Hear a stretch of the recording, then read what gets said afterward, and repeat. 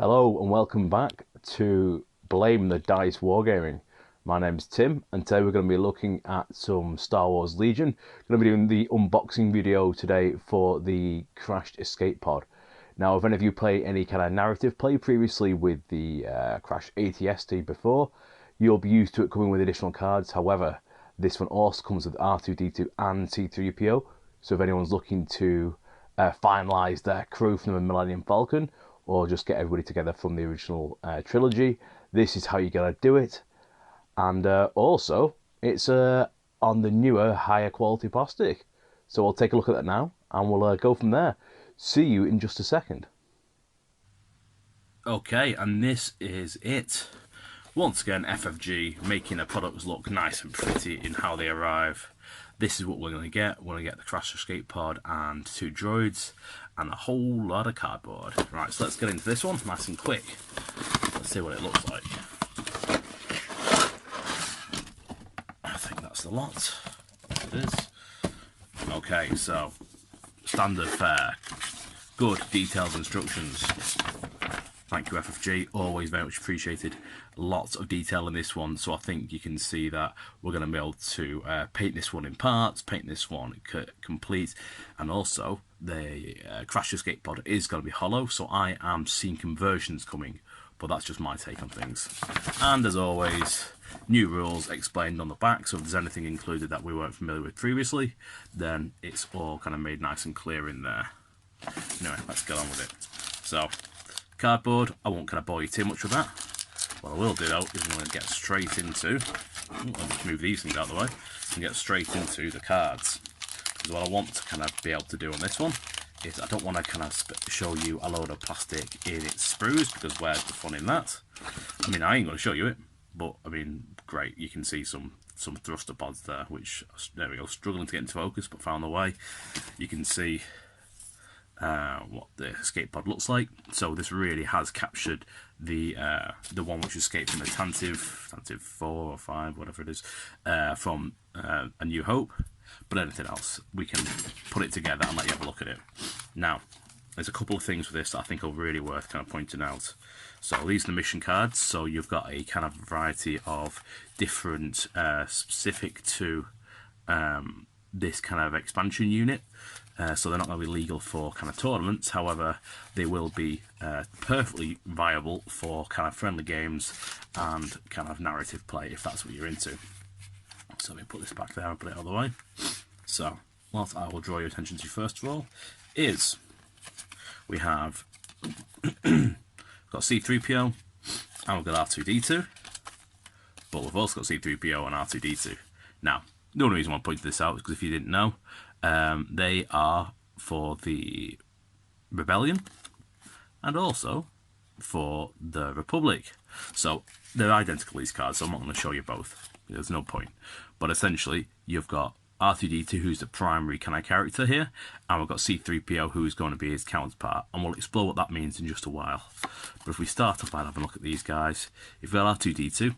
Now, if you're familiar with the upgraded expansion that came with like the officer, the R2D2 unit, well, not the D2 unit, but the R2 unit, the comms expert and whatever else it was, they came with an R2 unit similar to this. The difference is they had repair 1, capacity 2 rather.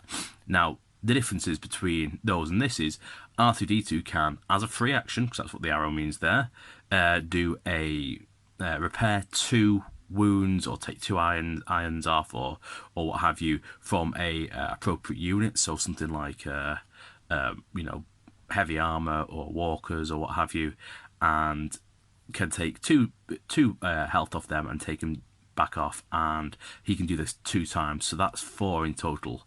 So essentially R2D2 for a very measly 35 points, so there it is, I was trying to find the points and it's up there where my thumb was, for 35 points can essentially bring 4 health back to a set of walkers, or 4 health back to a air speeder, if you'd ever want to. Anyway, so yeah, a bit of an interesting thing. Not much by way of weapons. He's got electroshock, which is melee and range 1, 3 white dice. So I'm not sure if that's ever going to kill anything, but I think that would be a riot if as part of the game, he did end up zapping something, and bizarrely, it's got suppressive. So should you be so brazen as to get him into melee combat, you can roll 3 white dice, which will probably do nothing, but it is suppressive, so they will get 2 suppression tokens. If you say, I said that was in melee, but that'd be if you're at range 1. But even so, that'd be quite an amusing thing. It's got 4 health and 2 courage, so essentially he can take a moderate amount of damage, not amazing, but a reasonable amount. And he does have surge to defend and surge to attack, so who knows how that'll go. And he has a courage of 2, so he can probably take a bit of fire, stay in the game without fleeing.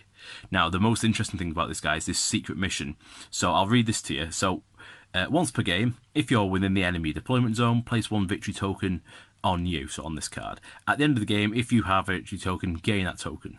So in brief, if it's not clear, you can, if you decide to, claim a victory, put a victory token on R2, and if at the end of the game you have that token and you're in the enemy deployment zone, you can keep that, and that becomes an extra victory point for you. So that is going to make certain missions very, very clutch. So if you're kind of fighting over most of operators, all of a sudden you can send R2 off on his secret mission to go get to the enemy deployment zone, which might not have been previously contested, and score some points for you, which is quite good. Anyway, so next one, grounded. You cannot climb or clamber. So that's as what you'd expect. Now don't forget he has got those thrusters, and we'll get into those in a bit. And lastly, inconspicuous. This one's going to really help him stay in the game, and it's going to be great with secret mission. So inconspicuous. When an enemy unit performs an attack, if you have at least 1 suppression token, it must attack another unit if able. So that's the enemy. So if you've got 1 suppression token, it must attack another unit if able. During your rally steps, you may choose not to remove your suppression tokens. So in this instance, you can use suppression tokens as a boon. So if you get attacked once and live through it, just keep it on you. Keep it on you for the rest of the game for as best as you can, because you're going to become immune to attack there. So that is going to make it really, really interesting for playing missions. Now, C3PO is a counterpart to R2D2, so that's why his kind of imagery is on the left-hand side rather than the right-hand side, because these two guys are played together. Now, R2D2, for the sake of clarity, can be his own thing. C3PO has got to play with R2D2, and that's what this one at the bottom means. Counterpart R2D2, counterpart with R2D2. While building an army, this mini must be added to an R2D2 unit. So to clarify, anyone who's wondering, R2D2 has no such restrictions and can run on his own. C3PO must be run with R2D2. So if you want to run this guy, he's got to have R2 with him. Now this guy is only a measly 15 points, so again we're not really racking up much. He has got almost no attack. He's got this clumsy kick, so frankly that isn't going to be doing very much of anything on account of what is a clumsy kick and who's going to be dealt damage from it. But he does have some interesting keywords. So he's got distract. So choose an enemy trooper unit at range 1 to 2 and in line of sight. Until the end of this round, you lose inconspicuous, and when that unit performs an attack, it must attack you. So this pairs up with R2's card. So essentially inconspicuous is where you've got the surge token, the suppression token, which means you can essentially go unnoticed. This one is like in Return of the Jedi, where he bombs it out in the forest Moon of Endor to try to draw the stormtroopers away. This is him doing that, and you essentially can become attacked. So if you wanted to, you could do a bit of a gamble, but you know, if you've got something else more important to do, then why not? And up here, as an action, you've got choose a friendly trooper unit at range 1 and in line of sight. It gains 1 aim, 1 dodge, and 1 suppression token. So you can really help someone out. So if, say, for example, you've got Han Solo out, and he's there with Chewbacca, you can, do calculate the odds. You can give him the aim, dodge, and suppression token, which is good for kind of cover, because you're usually running these guys with duck and cover, which is the one where you get to improve light cover to heavy. But essentially, you could give that to Han. He can then pass it on to Chewbacca, and essentially for 15 points, you've got this unit that is like a buff to anything you're bringing, particularly if it's something like, Han, who does have, the special ability to share tokens out with Chewbacca. Anyway, not a lot of points. 35 points and 15 points. These two, I think, particularly R2, we're going to see a lot of gameplay. C3PO, 15 points. Yeah, why not? This could come in real handy. Now, in terms of upgrade cards that come with this one, nothing incredibly fancy. We've got comms relay, and we've got integrated antenna. So essentially, integrated antenna, you may issue orders to friendly units, to non-friendly units, which are either... so I said non-friendly then. Let me try that again. During the command phase, you can be issued orders by friendly commanders, operatives at range 1 to 4. So we've been through this one before, but essentially this means that you can be getting orders at a bit of a distance. So essentially it just allows you to be doing your secret mission and to get those tokens passed out to you. So that one could come in handy. And for 3 points, it's not too bad. Comms relay, when you would be issuing an order, you may choose a friendly unit at 1 to 2 and issue that order. So essentially, when we come to the command cards in a second, instead of it being given to you, you could say, well, I'm going to pass this off to somebody else if you think that's viable. So we'll have a look at those now. So let's see what we've got here. So we've got a combination of them. We've got 1 pip, 2 pip and 3. We'll start in reverse order. So we'll start with Smokescreen, a 3 pip. So when R2D2 issues an order to another friendly unit, it may, so the other unit may perform a 1 speed maneuver at the start of its activation. R2D2 may perform the following: 1 smoke, so place a smoke token within range 1 and line of sight of your unit leader. So the smoke is just the same as a smoke grenade, so essentially that is going to create a area of light cover, which could be quite useful if you need to get someone who's got themselves stuck into some kind of cover. But what's interesting about this one is this may be given to another friendly trooper unit. So for the time being, that does include Tauntauns, but it's essentially for something like the Rebels. It's going to be almost all their army going to be able to kind of benefit from this, because they're mostly a ground-based one. There's only a few kind of vehicles, and the same for the clones. So quite useful. This issues an order to R2D2 and 1 trooper. Right, so next up is... a very nicely drawn one, Impromptu Emulation, which is an order just for R2D2. After R2D2 performs an attack, he may perform a free move action. During R2D2's activation, he gains the following weapon. So he gains a either melee or a range 1, 2 white attack, which is with blast, spray and suppressive. So spray, just to remind you, is the one where for every unit inside that attack pool, every mini inside that unit, you'll get an extra set of 2 white dice. So if it's got 2 units, you're going to be rolling 4. If it's got 3, you're going to be rolling 6, and so on. Blast means you're ignoring cover, and suppressive, we all know what that means. So that's going to be really kind of doling out some reasonable damage. So I'm not sure how often this is going to get used, because R2's got to perform an attack to kind of get the benefit out of this one, and then he gets to do his free move action, and you've got to also kind of be in range to kind of get the benefit of this. So it could be really cool if you get it. I'm just not entirely sure it's going to be something that gets used at this point, but I look forward to trying it out, particularly in skirmish games, because I think there's a real chance that, due to the range limitations, that you will be using it. Okay, and lastly, now you will remember that R2 had the word grounded before, which meant he couldn't leave the ground, but yet here we are watching him carry C3PO through the air. So this is a 1 pip. This is just for R2D2, and R2D2 increases maximum speed by 1. So that's great. You're now moving at speed 2, which could be really significant, and gains dodge 1 and suppression tokens. He also gains disengage, so if you're in kind of close combat, you can leave that. And here's the fun bit, jump 1. So he is essentially able to jump over terrain at height 1, which is quite significantly tall in the game, and get himself out of dodge if things went terribly wrong. So this one could be, if you were trying to play the mission for the secret mission rather, that came on his card, and you're trying to get the victory token for that, this could be a great way to achieve it. The only thing is, it is a 1 pip, so it's, you've only got limited supply of them, and you've got to think about what the 1 pips you'll be trading out to get this. It only goes to R2D2, but for 1 victory point, well, if it could win the game for you, why not? But certainly they've put together some really fun and interesting kind of cards here, and I can't wait to run these. These are going to be a lot of fun. Okay, so next up, we've got the cards that come with it. So these are the mission cards. So these aren't tournament legal, but they are, obviously narrative gameplay for those people like my good self who do enjoy them. So this is the layout for the game. This is the search patterns. So essentially you are deploying in opposing corners, but also somewhat into the deployment zone. There's some gaps there. So a little bit like disarray, but I think they're trying to keep the because it's only 3 wide, keep the deployment quite limited. So essentially everyone's going to be everywhere on each corner of the board. Now the mission is Lost in the Wilderness. So so this is the setup.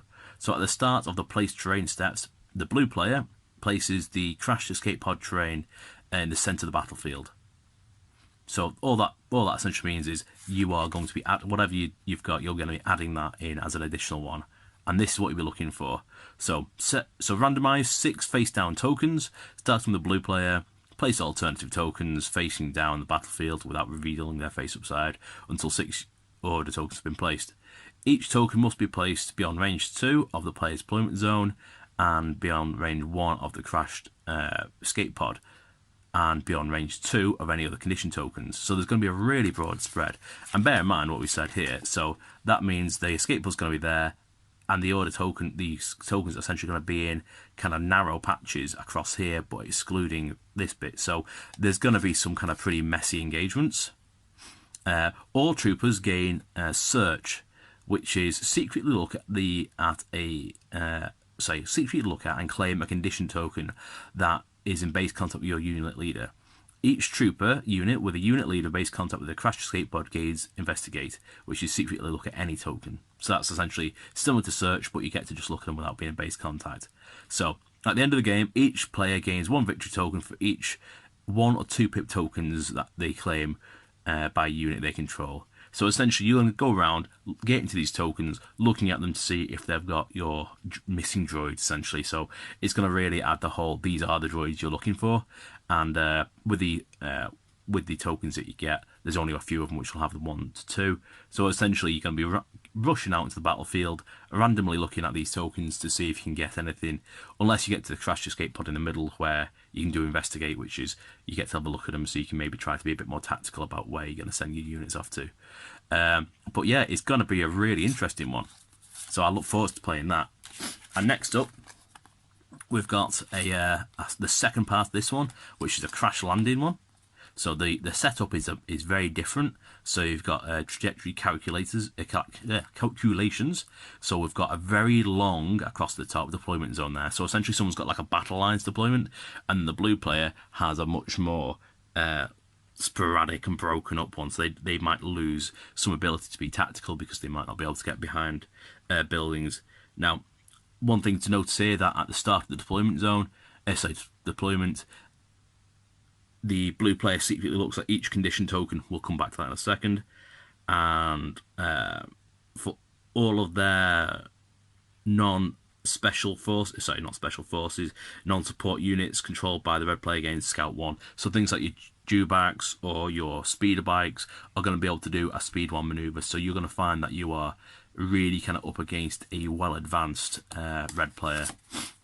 Okay, let's have a look at the conditions. So crash landing. So during round 1, at the start of the end phase, reveal each condition token, then the 1 pip condition token detonates.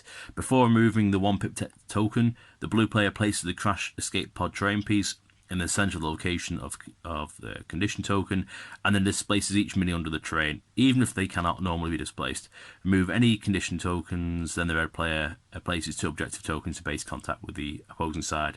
So it sounds like there is a battlefield, and then at the end of round 1, this escape pod is going to randomly crash and on top of one of these these units, hitting whoever is underneath there at range 1 to 2 with red, black and white dice and impact 1.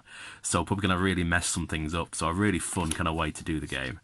And let's see what the actual mission is. I've kind of done this backwards, but here we go. So before the place terrains step, randomize the 1, 2 and 3 condition tokens without revealing the face upside. Place 1 condition token face down in the centre battlefield. Then place one of the condition tokens face down halfway between the centre and the left short edge of the battlefield. Excuse me. Then place the remaining condition tokens face down halfway between the centre and the right short edge of the battlefield. During the place terrain steps, each piece of terrain must be placed beyond range 1 of any condition tokens. All troopers gain claim, so this is the objective tokens that we were referencing before. And victory at the end of the game, each player gains 1 victory token for each objective they claim by unit they control. So just to recap, so you are going to place along the centre 3 condition tokens. They're going to be randomised, and at some point the escape pod's going to crash in one of these places, and then you're going to try to come and claim the 2 tokens from it. So in this case, you're going to be trying to come and claim R2D2 and C3P0. Essentially, is I guess the idea behind it. But they could land at any point here. So where the red player, who the Empire will presumably be, have a full range to kind of set themselves up, the blue side have to essentially selectively deploy, because they have to consider that they can't just kind of move along their deployment zone. They can't kind of hide behind terrain. They've got a bit more of a job to do, and essentially you need to get yourself out there and grab those droids. So that could be a real challenge, a real laugh. Plus, I think if you get landed on by an escape pod and you get killed, that's going to be amusing, and when I really look forward to doing that. It's a shame they don't have a scatter dice kind of feature, because I think them landing there is great fun, but it'd be good if it's like, well, this is the point where it's going to land, but now roll to see how far it displaces, so it might kind of go in various directions. It's just a shame they don't have that, because that'd add a more interesting dynamic to it and make the setup a bit more terrifying. Anyway, I'm going to leave that one there. I hope that was clear, because it's a little bit complicated, because all 3 cards kind of need to be read in conjunction with each other, really, when you look at it. But essentially, you've got these objectives where you're either searching for a droid in the first one, or in this one, you've got this crash escape pod and you're trying to get to it as quick as you can to get it. So what I'm going to do is going to end this video here shortly, and I'm going to quickly show you, before we do, what the plastic looks like when it's been put together. So I'm going to just take some time to cut that out of its sprues, and I'll give you a quick look at that. Okay, and here we are. I've taken a bit of time to assemble these guys. It wasn't a lot of work, and here you can see them up close in the flesh. Hopefully my camera will stay appropriately zoomed in on them, but the detail is rather exquisite, right down to the wiring in C3PO's back, the kind of weird port in the back of his head. Really well done. One thing to note is the leg here, the right leg here. That is a separate piece. You can detach that, so if you did want to paint that silver, a la some of the films, then you'd be able to do that separately when you painted it. Now, some things to point out here is his head is perfectly mobile, so you can kind of move him, have him looking whatever ways you want to, and also his arms. I'm going to try to do that with the arms falling off, so bear with me. But the arms, because they're on a kind of, not quite a ball and socket, but you can do an awful lot of stuff with them. So instead of it having to look completely, there we go, there goes one of the arms. Instead of it having to look exactly the same, you've got the ability to uniquely pose it. Now, what I've got as well here is I've brought across one of the original droids that came out with one of the expansion sets, and this is what I've got. 3 of these, and all 3 of them look identical. All 3 of them just holding their arms, holding the head in the same position, and I'm just so thankful to FFG for doing the hard plastic, because it's going to make having kind of interesting miniatures much more exciting on the table. Okay, so let's move on, because I think that's all we need to talk about C3PO. Let's talk about R2D2. Collect his arms before I lose them. Oh, hang on, we've lost. He's losing his head. It's going wrong already. So R2D2, now a familiar sight to many of you. A really really simple model. And here's one of the features that comes with him. He comes with a detachable head, and as much as I jest because that fell off at an inopportune time, it does mean that because of the way it's cut, you are going to be able to do a full range of movement with him, which might not be much, but I think that kind of that looking over to his side as he's cruising by, it seems quite iconic. But it's nice that it's actually a separate thing, so you can get the kind of level detail onto his kind of head. Even that kind of that dome there in the crosses is a separate piece, which is nice. So if you're trying to do some really detailed painting work, you can. Oh, he just fell off his base. But that's fine, because I'd only done the lightest gluing on there. These 2 legs are separate, so these can come off to make painting nice and easy. And I'm going to pull out one of the older droids. Now, whilst you might say, well, they're actually very, very similar, and I'll put them next to each other for context, I can't see a difference. I really can't yet. However, these are solid pieces, these things here. So once again, I've got 3 of these, I've got 3 identical droids. Now, I can't imagine in what universe I'll own more than 1 R2, but if I was to, I'd be able to have kind of subtlety in the poses that are different. Yes, they're all going to be kind of leaning back and wheeling around, but ultimately I can kind of do a little bit more to make it a bit more unique. And it's a shame that I wasn't able to do that with the original ones when they came out, because they're, it's nice to have some droids on the table. But anyway, so that's that. So let's move on to the showstopper. So we'll start off with the base. So yeah, doesn't don't take it as you will. Doesn't look like anything to you. Doesn't look like much, but some very nice detail in there. They put some real detail in with the rock work. I think the sand looks excellently sculpted and defined. Some more rock work there, and the impact. I think you really feel the impact. And I think the nice thing is this kind of will look like sand when you paint it up, but because of the way it's been done, this is going to work on any terrain. So this is on a kind of a forest world or on a snowy wasteland. You're going to be able to paint this up, and it's going to look the business no matter what. I think they've done a terrific job with it. So let me put that down there, and I'm going to bring in the centerpiece. So here it is. So I'm intentionally starting this from the back because I think it kind of really brings out the level of detail that you might want to look and appreciate. This is done in 3 pieces, so this base is one component. Obviously the thrusters are their own thing, and these little side ones as well. You've got a main kind of body. You've got a hatch, which I've glued mine shut because I decided I'm not going to do anything with it. And then lastly, you've got this top bit. Now, I didn't notice, but the inside of this hatch is detailed. So I thought, well, I'm going to have mine open. I've not seen anyone else do that yet, and that's not because I'm not the only one to notice this, but I thought it's worth pointing out. So if you wanted to have your hatch crash with people exiting it, or in some cases maybe sprawled out of it, because I know a lot of us do grim scenery when we do it, you're going to be able to. But the detail on that is really remarkable. And I think, if you were to look at the film footage, I think you're going to be hard pressed to see something that isn't absolutely spot on. Anyway, so this thing fits nice and neatly inside here. You can get an idea where it goes. You've got this little kind of area where this kind of smaller thruster sits. Now I've tried to glue it so we've got a you will when it's attached, but I tried to glue the hatch so it's open there, so it looks like somebody's got out of it and it's swung shut a little bit. But frankly, I think that is going to make for a really great centerpiece, and I can't wait to be using this on the table as its kind of mission objective to get the kind of to have the stormtroopers investigating it, or to get the rebels out to try and recover the droids that have escaped from it. It's going to make for a really, really good and compelling mission. But yeah, look, I'm just really pleased with the way that looks. I think their sculpt and FFG has really came on leaps and bounds. It's true to the film. It's going to look great on any table, even if you're not buying this to ever you play the missions. If you're buying this for R2D2 and C3PO, well, let's be honest, for R2D2, even if that's all you're buying it for, this is going to be just a marvellous little thing to have on your table, and I couldn't be happier with it. Anyway, I think that kind of covers it all off.